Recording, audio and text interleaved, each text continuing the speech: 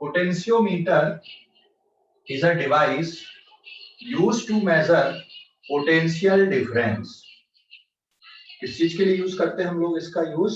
Potential difference को measure करने के लिए करते हैं। ठीक है, it is a device used to measure potential difference between two points.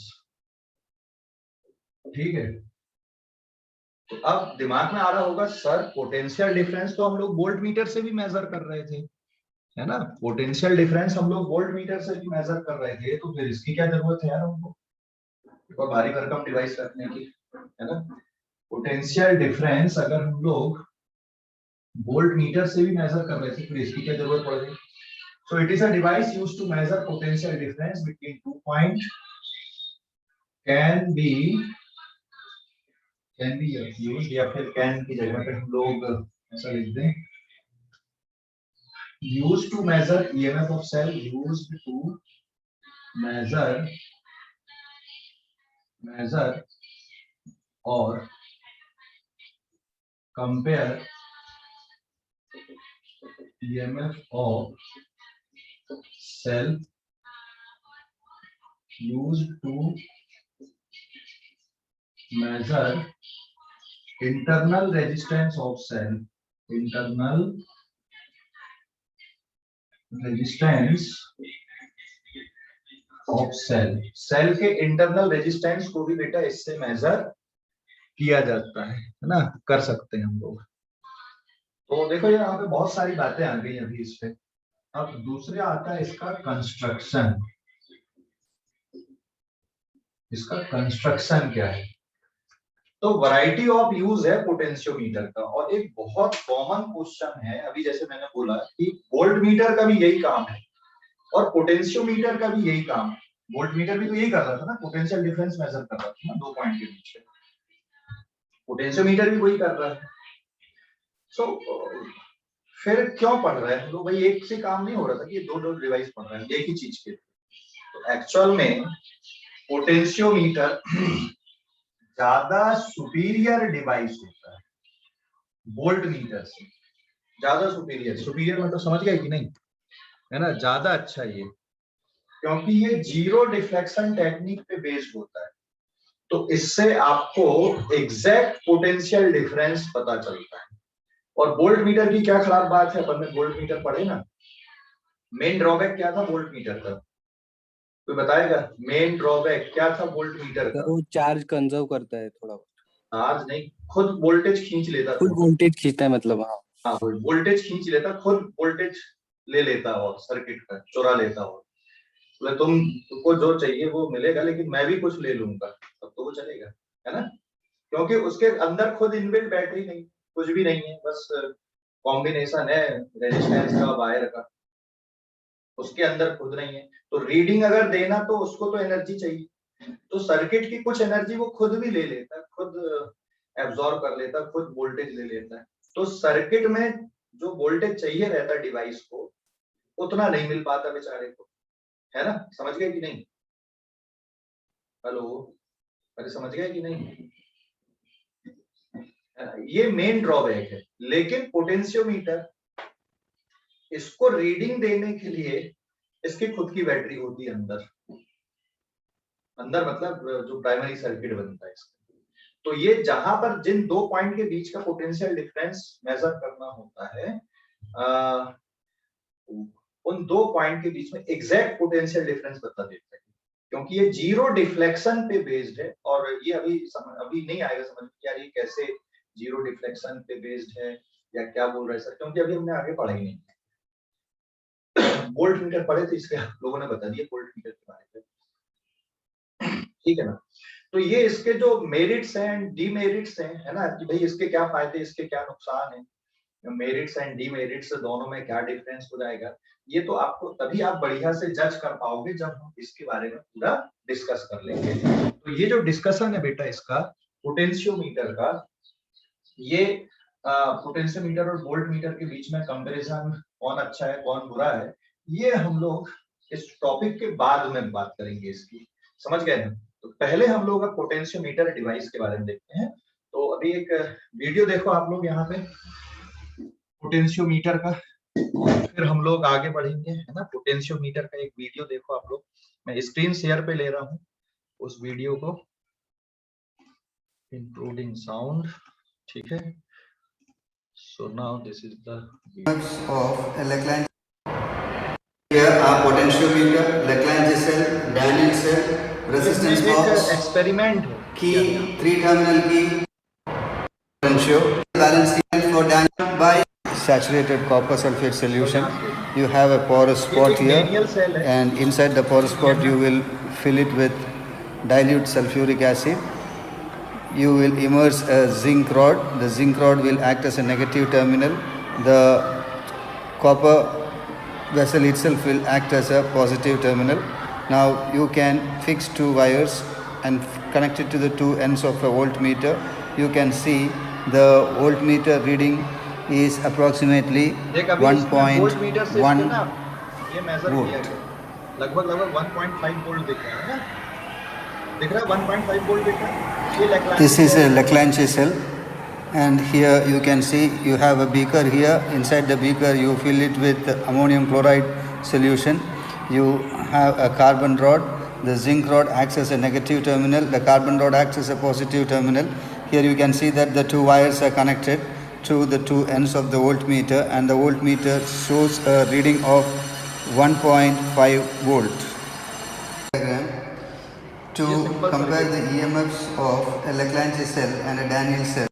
The positive, you see this connection is connected to the positive of the battery eliminator, and from the negative of the battery eliminator the connection is given to the lower end of the rheostat.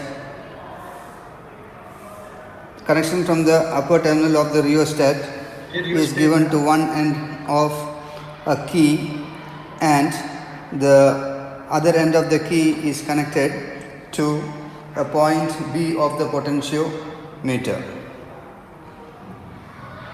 So here you can see a comparison over here. The negative is connected to the lower end of the rheostat. The upper end of the rheostat is connected to one end of the key, and the other end of the key is connected to the point B. से देखो यहाँ पे कैसे connection किए, connected to the lower end of the point B of the potentiometer. ये potentiometer box है ये पूरा, है ना। So here you can see a comparison over here. The negative is connected to the lower end of the rheostat. The upper end of the rheostat is connected to one end of the key, and the other end of the key is connected to the point B.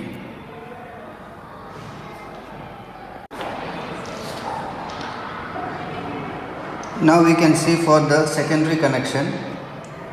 From the point A of the potentiometer, a connection is made to the terminal of the. Hello, आवाज आ रही बेटा? Hello, yes sir, आ रही आवाज? मेरी आवाज आ रही क्या? Yes sir. हाँ ठीक है। ये ऊपर का जो सर्किट है ना, ये वाला, ये कर्सर जहां पे मूव हो रहा है, ये सेकेंडरी सर्किट कहलाता है, जिसमें गैल्वेनोमीटर, लैग्रांजी सेल, डैनियल सेल, ये 2 सेल की ईएमएफ को कंपेयर करने के लिए सर्किट बना है ना। और जो नीचे का सर्किट है पैन के इधर का, ये पोटेंशियोमीटर का सर्किट है, प्राइमरी सर्किट है ये, ठीक है, जिसमें एक बैटरी एलिमिनेटर लगा है। ये प्राइमरी सर्किट है यहाँ पे, जिसमें बैटरी एलिमिनेटर और फिर रियोस्टेट की, और ये यहाँ पे, और ये जो बॉक्स दिख रहा है ना लकड़ी का, जिसमें ये वायर दिख रहे हैं ना, ये है पोटेंशियोमीटर। जैसे मीटर ब्रिज वैसे ही पोटेंशियोमीटर, दोनों में फर्क है बस थोड़ा सा। तो ऐसा कुछ रॉकेट साइंस नहीं लगी इसमें, बस एक 8 से 10 मीटर, 5 से 10 मीटर लेंथ का एक वायर लेते हैं और एक लकड़ी के टुकड़े पे क्या कर देते हैं, उसको कनेक्ट कर देते हैं, ऐसे जोड़ देते हैं पूरा। क्योंकि 10 मीटर को लेंथ अगर चाहिए तो 10 मीटर के लिए यार पूरा रूम भर जाएगा, इतना बड़ा बॉक्स चाहिए होगा फिर, तो एक छोटे से बॉक्स में लगभग 1 मीटर के लेंथ के बॉक्स के अंदर ही ये पूरा प्रोसीजर कर दिया गया है। इसमें वायर के 8-10 लपेटे ले लिए गए, है ना, जिससे आप 10 मीटर को आप 1 मीटर के अंदर रख दिए। समझ गए कि नहीं? 10 मीटर वायर को आपने 1 मीटर के अंदर ही रख दिया, है ना। The Lagrange cell, this is a carbon rod, and similarly again from point A. Now this negative terminal and this negative terminal, this negative terminal and this negative terminal will act as a zinc rod. They will act as a negative terminal for both the zinc rod here of the Lagrange of the Daniell cell and the zinc rod here of the Lagrange cell serves as the negative terminal, and both are connected to the end terminals of a two-way key. So the zinc rod is connected at this end of the Lagrange cell, and the zinc rod of the Daniell cell is connected to this end of the two-way key. The middle terminal of the two-way key is connected to the negative terminal of the galvanometer, and the positive terminal of the galvanometer is connected to a jockey. ये होता sliding contact जिसको move करा। So here you can see the positive terminal is connected all the way through to a jockey.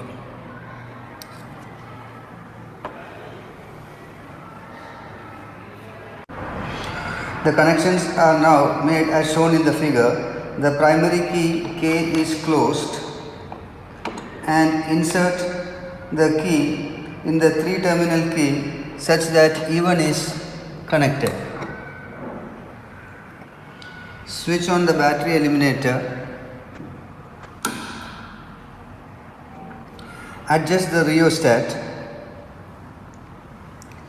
such that now the galvanometer will show the deflections to both the sides when the jockey touches at both the points A and point B. So we can check whether if the galvanometer shows a deflection when it is touched at point A. So it is showing a deflection when it is touched at point A. You can see here it is touched at point A. Similarly, when it is touched at point B here, it shows in the opposite direction.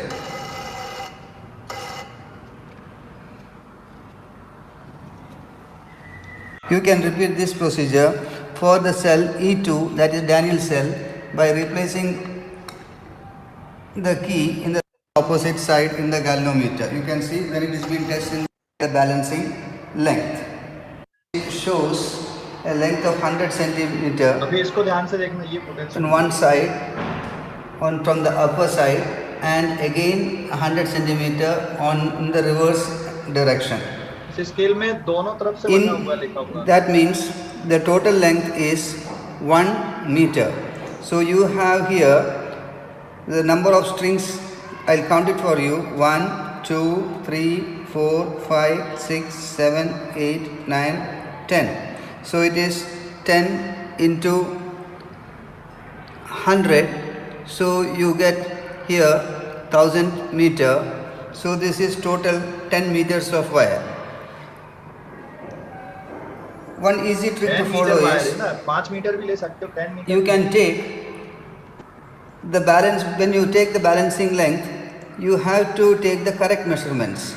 So you take this one as the first one, third one, fifth one, seventh one, and ninth one.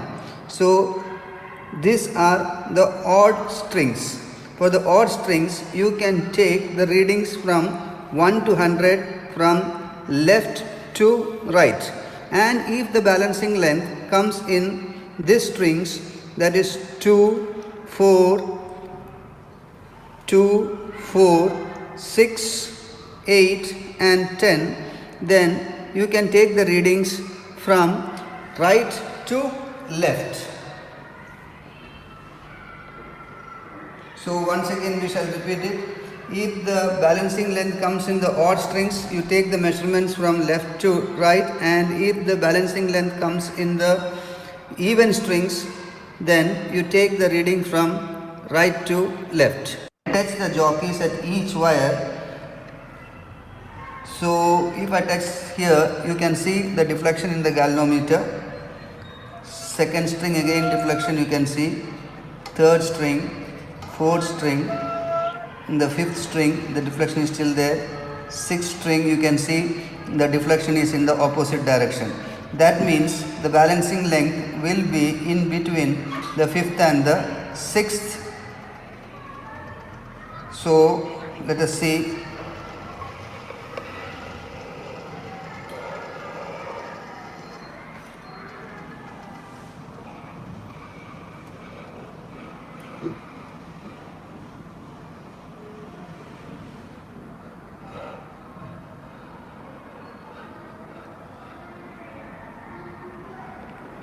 So you can see now that the needle is clearly in the zero position. So this is the balancing length. The number of the strings 1, 2, 3, 4, 5 and 6. It is in the sixth string. So you can see when you take the readings, it should take the readings from right to left. So in total it is 566. So the balancing length for the Leclanché cell is 566 centimeter. Now you have to find the balancing length for the Daniell cell. You have to okay so आपने experiment को देखा, visualise किया. मैं इसको सीधे सीधे बता देता ना तो वो फीलिंग ही नहीं आती यार ये है क्या पोटेंशियोमीटर. अभी पूरा देख लिया आप लोगों ने. हेलो. Yes sir.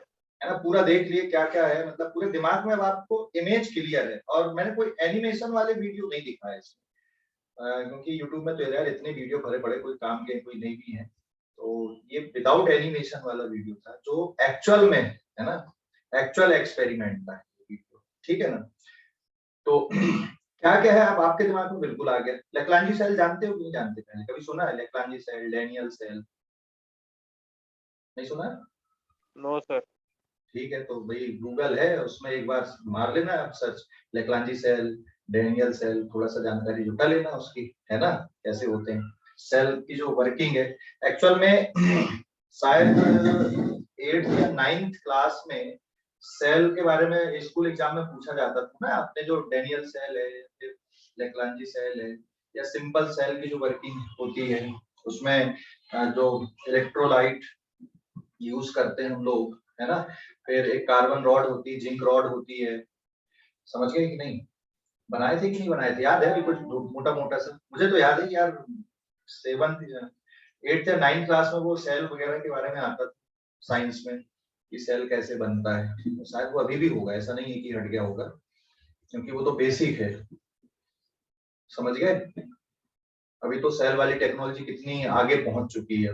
बैटरी वाली जो टेक्नोलॉजी है ना, गाड़ियों में लगाने लगे. गाड़ी उससे चलाने की बात करने लगे. पहले उससे इंस्टेंट पावर के लिए बस हम लोग करते थे. अब तो देखो कहां से कहां तक पहुंच रहा है. तो कंस्ट्रक्शन इसका ऐसा है पोटेंशियोमीटर का कि ये एक वुडन बॉक्स होता है, ध्यान देना है ना. ये एक वुडन बॉक्स है और इस वुडन बॉक्स के अंदर लगभग 5 to 10 मीटर लेंथ का वायर लेते हैं. अब पूरा 10 मीटर लेंथ का अगर वायर लोगे तो पूरे कमरे के बराबर का क्या लगेगा यार. पूरा इतना बड़ा वुडन बॉक्स होगा कमरे के बराबर का, 10 मीटर लेंथ, वहां से वहां तक लेके गए. खतरनाक नहीं हो जाएगा बिल्कुल, है ना. तो क्या जुगाड़ लगा लिया यार, इतने से में आ सकता है वो वाला काम. तो फिर क्यों उसके लिए पूरा रूम को एंगेज करें. तो क्या जुगाड़ लगाया हमने, ये एक टर्मिनल यहाँ पे हो गया, मान लें ये हो गया ए टर्मिनल. यहाँ से वायर लिए, ये लगभग 1 मीटर लेंथ का यहाँ तक गया, पहला लपेटा आया, फिर यहाँ पे स्ट्रिप लगी है. ठीक है, अगर हम लोग काउंटिंग ले लें तो इसमें ना स्केल बनी होती है ऐसी, ये स्केल बनी होती है. मान लो ये 0 है, ये 100 सेंटीमीटर है, ये बीच में हो गया ये 50 सेंटीमीटर, और ये 20 centimetre and now it is 75 centimetre. तो यहां से जब आप इधर जा रहे हो तो 100 तक आ गया, ठीक है, काउंटिंग। लेकिन अभी ये तो 1 मीटर लेंथ का ही हुआ। अब अगला जो लपेटा आ रहा है इसका, ये यहाँ से, मुझे बताना यहाँ पे अगर मार्क है तो अभी टोटल लेंथ कितनी होगी बताओ। यहाँ पे मार्क, टोटल लेंथ कितनी आएगी? 125। यस, अभी कैसे किए 125? तुमने 100 यहाँ तक का 25, तो इनने क्या कर दिया, स्केल पे यहाँ पे जुगाड़ फिट कर दिया कि 0, 25, 50 और कौन सा जाएगा यहाँ पे 75 और फिर 100। समझ गए कि नहीं? बोलो जल्दी से। तो रिवर्स में भी एक स्केल बना दिए, तो अब आपको पढ़ने में तकलीफ नहीं है। यहाँ तक 25 है, ऊपर से पढ़ रही है 25, और ये बाकी का हो गया 100 और ये 25 हो गया। समझ गया बेटा? तो इसलिए वो दो स्केल बनी होती है। क्लियरिटी आ गई स्केल की कि नहीं आई? Yes sir. है ना? फिर यहाँ पे ये मेटेलिक कनेक्शंस होते हैं डायरेक्ट, और फिर ये एक और लपेटा हो गया, मान ले कितना। अब ये टोटल कितना लेंथ हो गया ए से यहाँ तक का? 3 मीटर। फिर ये ले ले भाई, और ये कितना हो गया? 4 मीटर हो गया कि नहीं? 4 मीटर। तो ये जो टर्मिनल बाहर निकाल दिए भी, ये जो बॉक्स आपको दिख रहा है ना, यहाँ पे मैंने लेंथ ज्यादा नहीं लिया है। एक्चुअल में ये कितना होता है, 5 to 10 मीटर होता है। यहाँ कितने मीटर लेंथ का दिख रहा है आपको वायर? पोटेंशियोमीटर वायर कितनी लेंथ का दिख रहा है? यहाँ पे इस डायग्राम पे कितनी लेंथ का दिख रहा है ये? 4 कितना? 4 मीटर। हाँ, 4 मीटर लेंथ का दिख रहा है। ओके, ये वायर किस मटेरियल का बनता है यहाँ पे? So what is AB? AB is a potentiometer wire. Potentiometer wire of uniform cross section, wire of uniform cross section। मैं इस तरह से भी बताते चल रहा हूँ कि आपका बोर्ड का पर्पस भी मीट होता चले, आपको उसके लिए अलग से पढ़ने की जरूरत ना पड़े। इसलिए मैं इस तरह से पूरा सिस्टमेटिक भी लिख रहा हूँ कि यार आपका बोर्ड का भी काम हो जाए। कॉम्पिटिशन का तो हो ही रहा हमारा, है ना? ये बोर्ड के लिए आप अलग से ना सोचो, आपके दिमाग में ये फिक्र ना है कि बोर्ड के लिए अलग से पढ़ना पड़ता है। ठीक है? So AB is a potentiometer wire of uniform cross section of length 5 meter to 10 meter। मतलब जरूरी नहीं है कि 10 मीटर लेंथ ही होगी, 1 मीटर लेंथ भी कर सकते हो, 10 की भी कर सकते हो, 100 की भी कर सकते हो, 100 मीटर लेंथ भी कर सकते हो, ऐसा नहीं है। लेकिन जितनी ज्यादा लेंथ होती है वाले वायर की, पोटेंशियोमीटर की सेंसिटिविटी उतनी ज्यादा होती है। सेंसिटिविटी का मतलब समझते हो क्या? सेंसिटिविटी का मतलब बोलो, सेंसिटिविटी का मतलब समझते हो बेटा? सेंसिटिविटी का मतलब, हेलो बोलो जल्दी से, सेंसिटिविटी का मतलब समझते हो कि नहीं समझते? Sir clarity. हाँ, सेंसिटिविटी का मतलब अच्छे से बताना। हाँ, अच्छे से बताना, मतलब थोड़ा सा भी डिफरेंस है, थोड़ा सा भी चेंज है तो उसको भी क्या कर लेना, उसको भी पकड़ लेना ना। कोई थोड़ा सा भी चेंज आ रहा है तो उसको भी पकड़ लेना, उसको भी निकाल लेना। उसको क्या बोलेंगे? हाँ यार बड़ा सेंसिटिव है। समझ गए? हेलो, अरे बोलो जल्दी से। सेंसिटिव डिवाइस का मतलब क्या है? जो छोटे से छोटे वेरिएशन को भी पकड़ ले रहा है, वो सेंसिटिव डिवाइस है। जो छोटे से वेरिएशन को पकड़ ही नहीं पा रहा, वो सेंसिटिव है क्या? वो नहीं है। तो अगर बताओ आपके पास में जैसे एक गैल्वेनोमीटर है जो मिली एम्पियर तक मेजर करता है, एक माइक्रो एम्पियर को भी मेजर कर लेता है और एक नैनो एम्पियर को भी मेजर कर लेता है, कौन सा ज्यादा सेंसिटिव है? कौन सा ज्यादा सेंसिटिव है? नैनो। नैनो वाला मतलब कि 10 to the power -9 में भी चेंज आ रहा है तो उसको भी क्या कर रहा है? मेजर कर रहा है, उसको भी डिटेक्ट कर रहा है। तो पोटेंशियोमीटर की सेंसिटिविटी सेंसिटिविटी ज्यादा कब रहेगी, हाई कब रहेगी, सेंसिटिविटी। ये लेंथ जितनी ज्यादा लोगे इसकी सेंसिटिविटी उतनी अच्छी रहेगी, उतने कम पोटेंशियल डिफरेंस को भी क्या कर पाएगा, ये मेजर कर पाएगा। ठीक है, समझ गए कि नहीं। और लेंथ कम रहेगी तो सेंसिटिविटी कम रहेगी, लेंथ ज्यादा सेंसिटिविटी ज्यादा। ठीक है, ओके। तो AB is a potentiometer wire of used for cross section of length 5 meter to 10 meter and made up of which material, made up of कौन से मटेरियल का बनता है ये, made up of मटेरियल, कौन सा मटेरियल यूज होता है इसमें, मटेरियल, which मटेरियल, कॉन्स्टेंटन और मैंगानीनम। क्या खास बात है बेटा इस मटेरियल की, इस मटेरियल की क्या खास बात है, हाँ इस मटेरियल की क्या खास बात है, कॉन्स्टेंटन या मैग्नीनम मटेरियल की, बोलो जल्दी से, क्या खास बात होती है इस मटेरियल की। high resistivity and low temperature coefficient. Yes, this material have high resistivity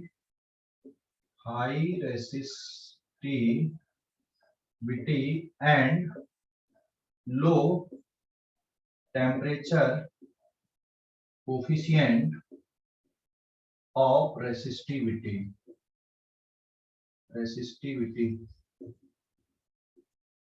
है ना। तो जो फार्मूला याद होगा आपको, यहाँ पे rho is equal to rho naught into 1 plus alpha delta T लिखते थे हम लोग। यहाँ पे रो कैसा होता है, हाई होता है, और अल्फा कैसा होता है, लो होता है।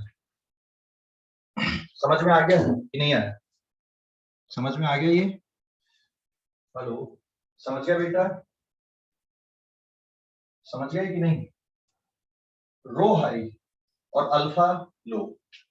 तो अब ये क्यों है यहाँ पे, जब आप एक्सपेरिमेंट करते हो ना, ऐसा क्यों लिए, ऐसा मटेरियल क्यों चूज किए, नॉर्मल वायर क्यों नहीं यूज करते, तो मिल जाता है ना। नॉर्मल वायर आप मार्केट में जाओगे 10 रुपए का बड़ा लंबा सा गुच्छा मिल जाता है, और उसके लिए इतना महंगा वायर खरीदने की क्या जरूरत है। तो उसका रीजन ये है कि जब आप एक्सपेरिमेंट करते हो तो काफी देर तक करंट फ्लो होता है इसमें से, काफी देर तक अगर करंट फ्लो होगा तो इसका रेजिस्टेंस भी बदलेगा, जो कि कहीं ना कहीं हमारे रिजल्ट को क्या करेगा, अफेक्ट करेगा। काफी देर तक अगर इसमें करंट फ्लो होगा तो मेजरमेंट क्या होगा भाई, खराब होगा कि नहीं होगा। मेजरमेंट का मतलब ज्यादा देर तक करंट फ्लो होगा, वायर गर्म होगा, वायर गर्म होगा तो रेजिस्टेंस बदलेगा, हमारा रिजल्ट ही खराब कर सकता है। इसलिए हमें ऐसा वायर चाहिए कि जिसमें ज्यादा देर तक करंट फ्लो होने के कारण भी गर्म ज्यादा ना हो, और अगर गर्म होता भी है तो उसका रेजिस्टेंस कैसा नहीं होना चाहिए, चेंज नहीं होना चाहिए, बहुत ज्यादा चेंज नहीं होना चाहिए। इसलिए इस मटेरियल का यूज करते हैं। समझ में आ गया, हेलो समझ में आ गया कि नहीं, बोलो जल्दी से, समझ में आ गया बेटा। इसलिए इस मटेरियल का यूज करते हैं, समझ में आ गया कि नहीं आया, बोलो जल्दी से, समझ में आ गया कि नहीं आया।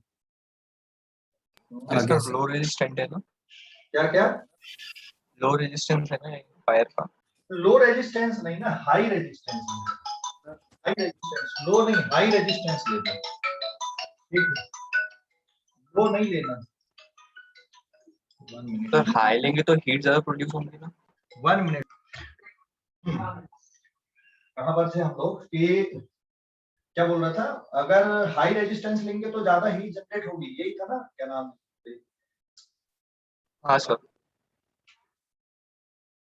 नहीं, हाई रेजिस्टेंस लेने से हीट कैसे ज्यादा जनरेट होगी। देख यहाँ पर 2 पॉइंट के बीच में तुम बैटरी कनेक्ट करने वाले, तो पोटेंशियल डिफरेंस आपका फिक्स हो गया, तो पावर का जो फार्मूला बनेगा आपका वो V²/R वाला बनेगा। तो जितना ज्यादा रेजिस्टेंस रहेगा उतना कम पावर आएगा ना बेटा।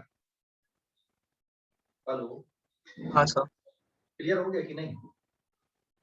हाँ सर, उतना कम आएगा, क्योंकि यहाँ पे आप लगा रहे हैं ना ये 2 टर्मिनल, ये 2 टर्मिनल के बीच में पोटेंशियल डिफरेंस फिक्स हो गया, तो V²/R हम लोग करने वाले थे।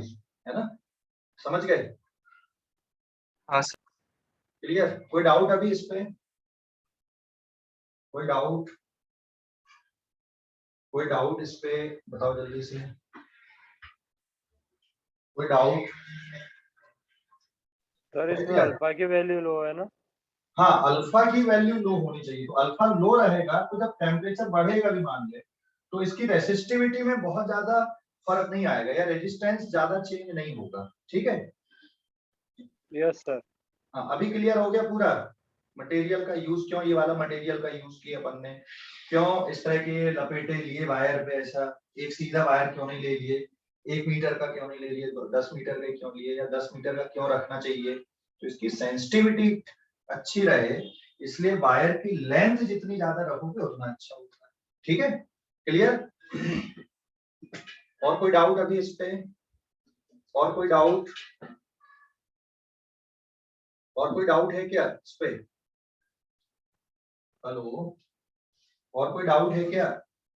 No sir. समझ में आ गया पूरा ये?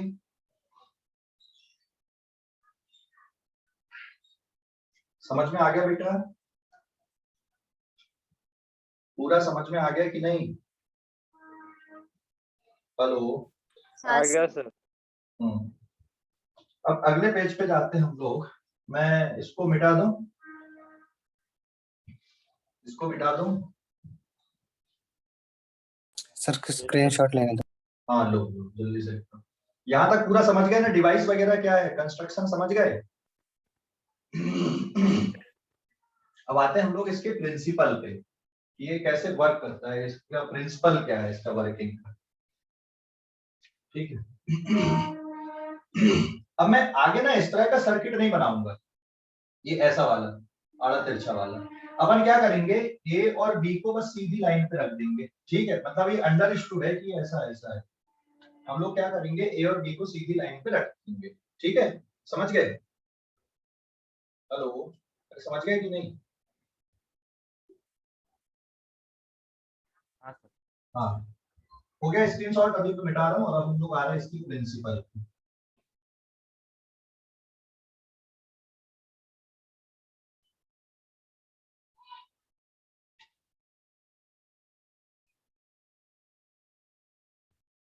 Page number 2 and now principle of इसका।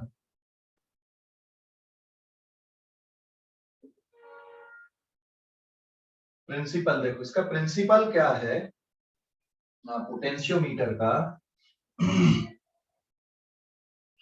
इसका प्रिंसिपल है potential difference between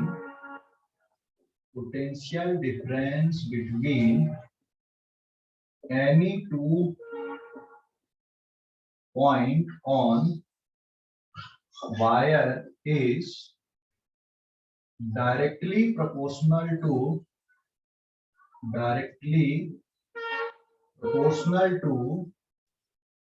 length between the two points। दो पॉइंट के बीच की लेंथ जितनी है उसके डायरेक्टली प्रोपोर्शनल होता है। तो कितनी अच्छी बात है, आपको कोई डिवाइस नहीं लग रहा है मेजरमेंट के लिए। दो पॉइंट के बीच का पोटेंशियल डिफरेंस सिर्फ लेंथ पे डिपेंड कर रहा वायर, है ना? वायर की लेंथ को आपने मेजर कर लिए, पोटेंशियल डिफरेंस मेजर हो गया। कितनी अच्छी बात होगी। आपको सिर्फ लेंथ का मेजरमेंट करना, जैसे मीटर ब्रिज में भी वही हो रहा था। आपको कुछ स्पेशल चीज नहीं चाहिए थी भाई, आपने इधर की लेंथ इधर की लेंथ देखे और आप फट से बता दे रहे थे यार की रेजिस्टेंस कितना है। ये चीज यहाँ पर भी हो रही है, आप लेंथ का मेजरमेंट करके बाकी कैलकुलेशन कर रहे हो। समझ गए? सीधा सीधा। So potential difference between any two point on the wire is directly proportional to length. जैसे ये पोटेंशियोमीटर वायर है, दिस इज पोटेंशियोमीटर वायर, है ना? और इसके कोई भी दो पॉइंट हमने ले लिए, जैसे ये दो पॉइंट है ए और बी। तो इन दो पॉइंट में यहां पर का पोटेंशियल वी है, इस पॉइंट का पोटेंशियल वी भी है ना? और इन दोनों पॉइंट के बीच का जो लेंथ है ये सपोज L है यहाँ पे, जो प्रिंसिपल है यहाँ पे, so therefore VA minus VB, इन दो पॉइंट के बीच का potential difference V is proportional to length. ये दोनों पॉइंट के बीच की लेंथ के प्रोपोर्शनल है। समझ गया बेटा? दोनों पॉइंट के बीच की लेंथ के ये प्रोपोर्शनल है। क्लियर हो गया कि नहीं? कोई डाउट इस पे? तो फिर जब हम यहाँ पे प्रोपोर्शनलिटी का साइन हटाएंगे तो एक कांस्टेंट लगा देंगे K into L, K आएगा, what is this K? Where K is called potential gradient। ये कांस्टेंट होता है, ये पोटेंशियल ग्रेडियंट उस सर्किट के लिए कांस्टेंट है भाई, जो सर्किट आप डिजाइन कर रहे हैं यहाँ पे उस सर्किट के लिए फिक्स रहता है potential gradient. Potential gradient it is constant and it is potential gradient of potentiometer wire. Potentiometer wire, ठीक है, पोटेंशियोमीटर वायर के लिए पोटेंशियल ग्रेडियंट ये है क्या? Potential gradient is VA minus VB divided by total length। So it is total potential difference between ends of potentiometer wire divided by total length of wire। तो ये तो बहुत आसान काम है भाई, हम टोटल पोटेंशियल डिफरेंस पूरे वायर में कितना टोटल पोटेंशियल डिफरेंस है उसको निकाल लो। टोटल वायर की लेंथ तो पता ही है 5 मीटर या 10 मीटर जो भी होती है, ये है पोटेंशियल ग्रेडियंट। बहुत आसान है ये वाला काम भी हमारे पोटेंशियल ग्रेडियंट मेजर करना। तो अगर आपको K पता हो गया तो आप ये लेंथ बस मेजर कर लो, आपको ये दो पॉइंट के बीच का पोटेंशियल डिफरेंस पता चल गया। समझ गए? हेलो, अरे समझ गए कि नहीं? समझ गया बेटा? कोई डाउट इस पे? कोई डाउट प्रिंसिपल पे? कोई doubt? So this is the principle of potentiometer. समझ गए या डाउट है कुछ? बोलो जल्दी से, समझ गए या डाउट है? हेलो, समझ गए या डाउट है? सर हाँ सर, K को फाइंड करना पड़ता है कि कांस्टेंट है वो? क्या बेटा? क्या K को फाइंड करना पड़ता है कि कांस्टेंट है वो? K को फाइंड करना पड़ता है कि कांस्टेंट है? मतलब सर उसकी वैल्यू फिक्स है क्या, कुछ निकालना पड़ता है? ये देखना इधर राइट साइड में लिखा ना, उसी तरह से निकालोगे। VA माइनस VB, A और B क्या है? वो पोटेंशियोमीटर वायर के जो दोनों एंड थे वो वाला पोटेंशियल डिफरेंस है ना? और L क्या है? वहां पे पूरा टोटल लेंथ जितनी है वायर की। समझ गए? ये तो बहुत आसान काम है ना, निकालना पड़ेगा ना आपको ये। लेकिन जैसे कंपेयर करना होता, दो सेल की EMF को कंपेयर करना है तो ये K तो कट जाएगा, उसकी जरूरत ही नहीं पड़ेगी आपको। इंटरनल रेजिस्टेंस निकालना सेल का तो भी ये K कट जाएगा, जरूरत नहीं पड़ेगी। K की जरूरत तब पड़ेगी आपको जैसे आप एक ही सेल के EMF को पता करना चाह रहे हैं। कोई सेल दिया हुआ है और उसकी EMF आपको निकालना है तो फिर K की जरूरत पड़ेगी, नहीं तो K की जरूरत नहीं पड़ती हमको। ठीक है, समझ गए अभी? Yes sir. और कोई डाउट अभी इस पे? और कोई डाउट? और कोई डाउट? बोलो जल्दी से, है क्या? कोई डाउट है क्या? No sir. पक्का? अब देख ये वर्क कैसे करता, मतलब आगे ये तो हो गया प्रिंसिपल, आधा काम हो गया। स्क्रीनशॉट ले लो अभी इस पेज का जरा, आप लोग ले लिए?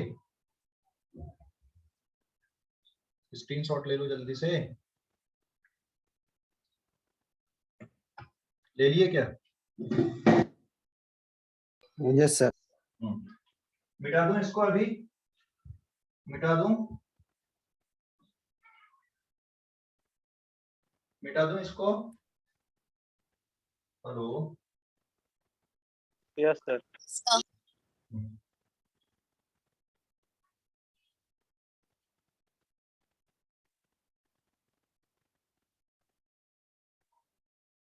Page number 3। तो ये पोटेंशियल ग्रेडियंट कैसे मेजर करोगे, ये भी बात है, पोटेंशियल ग्रेडियंट कैसे मेजर करना। चलो उसी पे आते हैं।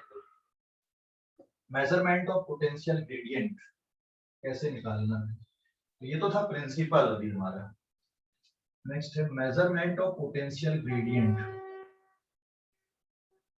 मेजरमेंट ऑफ के अपना यूजुअल मीनिंग है पीजी, पीजी मतलब पोटेंशियल ग्रेडियंट।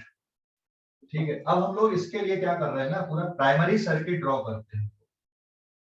तो ये ए बी क्या है, पोटेंशियोमीटर वायर हो गया। ये A B is the potentiometer wire. अब वो पूरा लपेटा फेटा नहीं लिया हमने, समझ गए, पूरा लपेटा नहीं ले रहे हम लोग, एक वायर ले लिए बस ए बी।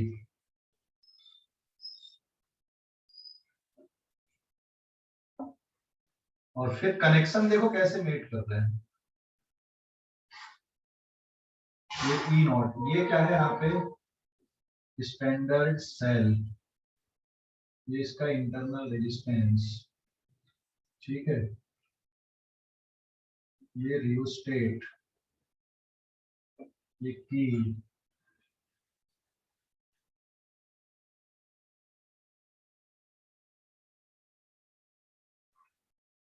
समझ गया बेटा, ये की बन यहाँ पे।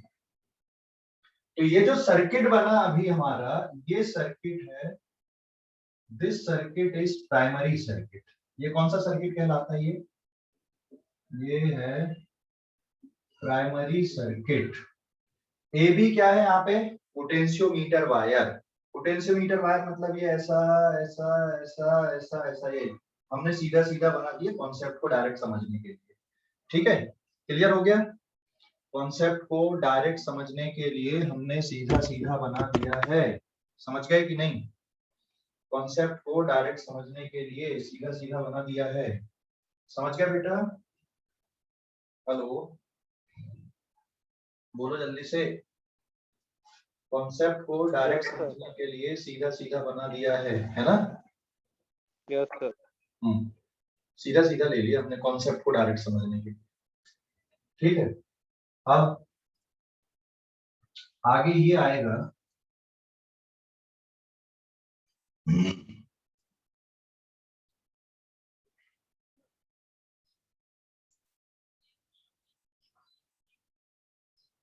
अब यहां पे देखो what is KV, KV is potentiometer wire, R is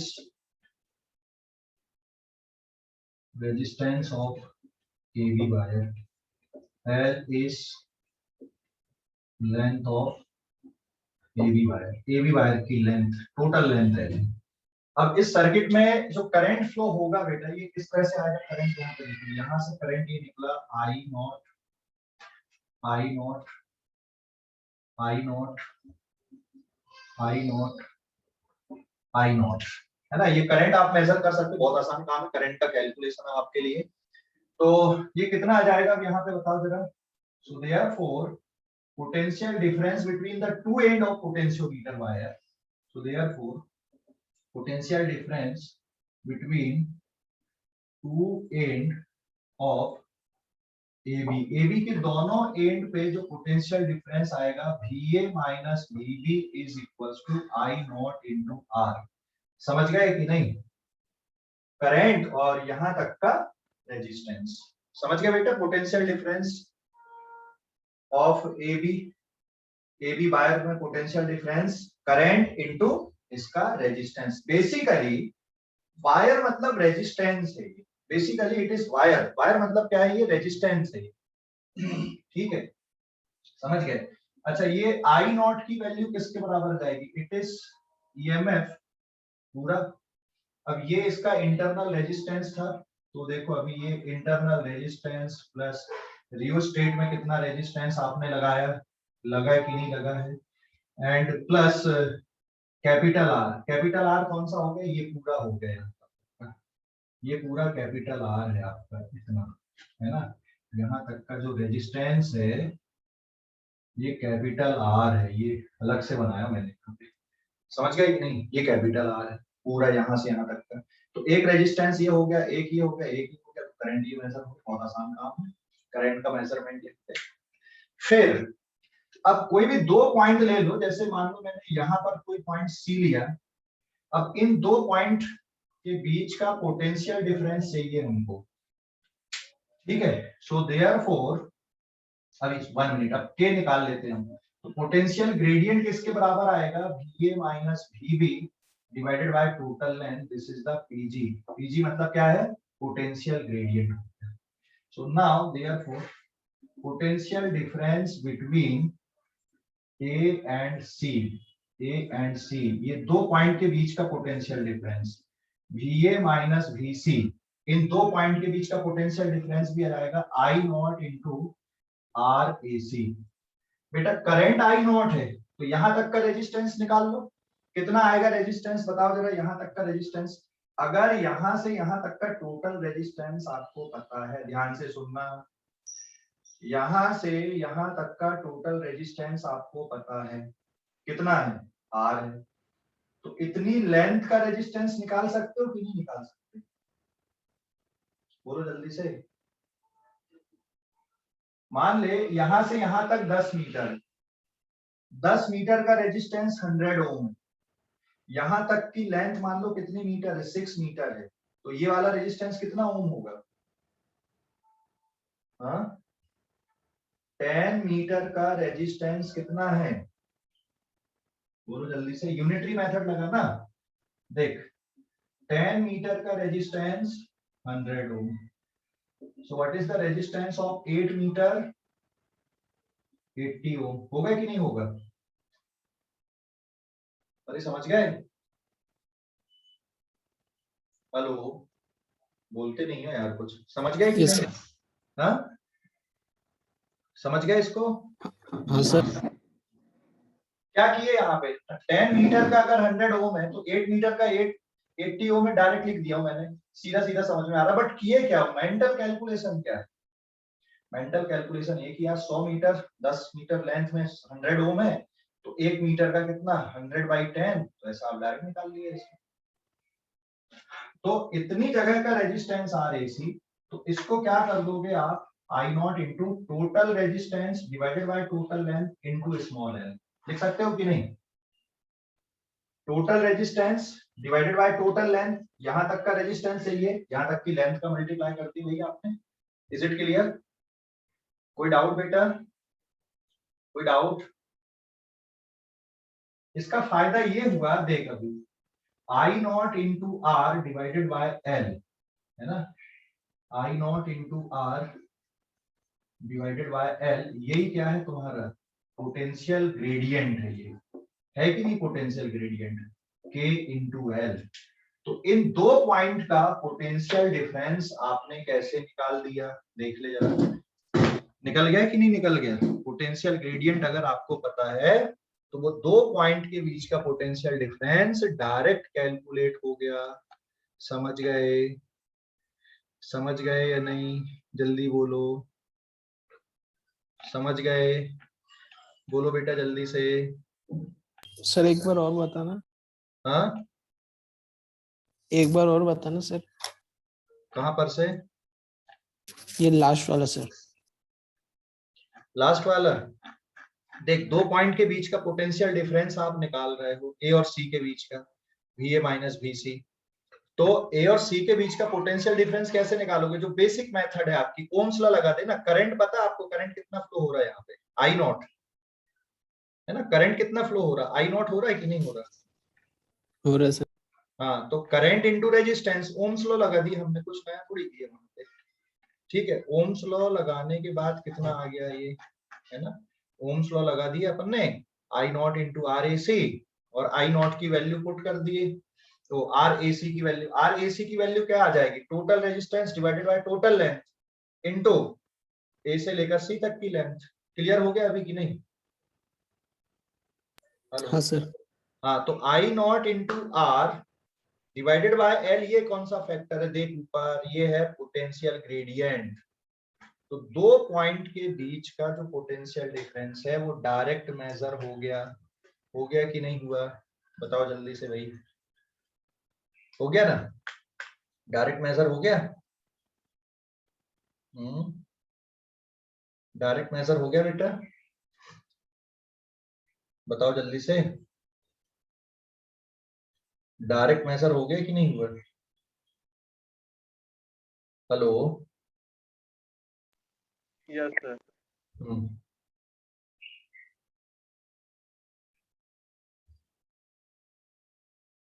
clear हो गया ये? कोई डाउट अभी इस पे? सर वो आपने आर के जगह क्या क्या लिया हो एक बार बताना। कौन से वाले आर की जगह पे? ऊपर में sir E upon R small R plus R H plus R. अच्छा, वो स्मॉल आर किसका इंटरनल रेजिस्टेंस है? ये इसका इंटरनल रेजिस्टेंस था ना, यहाँ तक ये वाला है, ये इसका इंटरनल रेजिस्टेंस। अगर स्टैंडर्ड सेल का इंटरनल रेजिस्टेंस है तो उसको भी लेना पड़ेगा ना। यहाँ पर आपने कितना रेजिस्टेंस लिया रियोस्टेट का, वो लेना पड़ेगा, और ये पूरे वायर का रेजिस्टेंस हो गया। अगर सर रियोस्टेट का भी लेना पड़ता है? लेना पड़ेगा ना यार, कितना कंट्रोल किया उसने, कितना रेजिस्टेंस लिया वहां तक का, बिना उसके कैसे काम होगा, है ना? हाँ ओके सर। या तो फिर आपको डायरेक्ट ये पोटेंशियल डिफरेंस पता हो सीधा, ये पूरी झंझट ही ना लगे हमको। या फिर ये स्टैंडर्ड बैटरी एलिमिनेटर ले रहे हैं तो उसमें फिर इंटरनल रेजिस्टेंस नहीं होता, वो जो सॉकेट बना देते हैं उसमें, जो अभी जो दिखा था तुमको, उसमें फिर इंटरनल रेजिस्टेंस की जरूरत नहीं पड़ती है, और सीधे वोल्टेज पता चल जाता कितना है। लेकिन रियोस्टेट का तो लेना पड़ेगा कि कितना ले रहा है वो, आप समझ गए resistance? Hello. Yes sir. Clear? और सर जो आपने बड़ा वाला आर का रेजिस्टेंस लिया है वो ए बी के बीच में है क्या? हाँ, ए बी मतलब पोटेंशियोमीटर वायर का रेजिस्टेंस है, देख सब कुछ लिखा होगा पूरा, वो पोटेंशियोमीटर वायर का रेजिस्टेंस है, ठीक है? Okay sir. अभी क्लियर हो गया पूरा? कोई डाउट? No sir. पक्का? Yes sir. तो ये है प्राइमरी सर्किट। तो अगर आपको के पता है तो दो पॉइंट के बीच में लेंथ पता है, तो डायरेक्ट उन दो पॉइंट के बीच का पोटेंशियल डिफरेंस पता चल जाएगा, है ना? चल गया कि नहीं? दो पॉइंट के बीच का पोटेंशियल डिफरेंस सीधा सीधा। Yes sir. कोई डाउट यहाँ तक किसी भी बच्चे को? कोई डाउट? बोलो जल्दी से, कोई डाउट बेटा? संस्कृति,